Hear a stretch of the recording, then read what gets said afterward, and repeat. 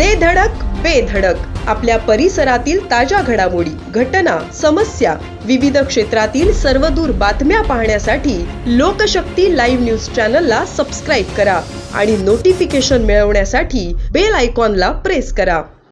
ठाणे महानगरपालिकेच्या निवडणुकीत मुंब्रा परिसरातील चर्चेत आलेला प्रभाग क्रमांक 30 या प्रभागातून MIMच्या उमेदवार सहर शेख यांनी विजय मिळवत राजकारणात जोरदार एंट्री केली. पालिकेच्या निवडणुकीनंतर सहर शेख यांच्या कैसा हराया या डायलॉगची ठाणे, मुंबईसह राज्यभरात मोठी चर्चा रंगलेली होती. आता याच सहर शेखकडून शासकीय यंत्रणांची दिशाभूल झाल्याचं समोर आलं आहे.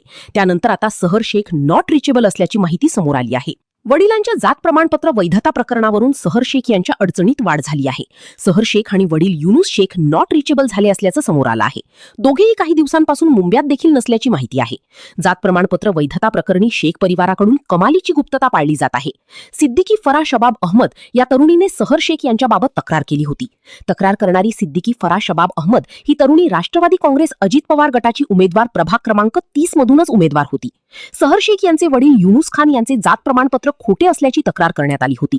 या तक्रारीवर जात वैधता प्रमाणपत्र पडताळणी समितीची अहवाल लवकरच येणार आहे. त्यांनी माध्यम प्रतिनिधींचे फोन घेणे टाळले आहे. MIM नगरसेविका सहर शेख यांनी अधिकाऱ्यांची दिशाभूल करून महाराष्ट्रातील बनावट जातीचा दाखला मिळवल्याची तक्रार करण्यात आली आहे. सहर शेखने मुंबई शहर जिल्हाधिकारी कार्यालयातून जात प्रमाणपत्र घेतले. निवडणूक लढविताना 4 महत्त्वाच्या शासकीय यंत्रणांची दिशाभूल केल्याचे आरोप असून त्यामुळे आता सहर शेख यांच्या नगरसेवक पदावरही गंडांतर येण्याची शक्यता निर्माण झाली आहे. लोकशक्ती लाईव्हसाठी न्यूज ब्युरो ठाणे. अशाच सच्चाई दर्शवणाऱ्या बातम्या पाहण्यासाठी लोकशक्ती लाईव्ह न्यूज चॅनलला लाईक करा, शेअर करा आणि सबस्क्राईब करा.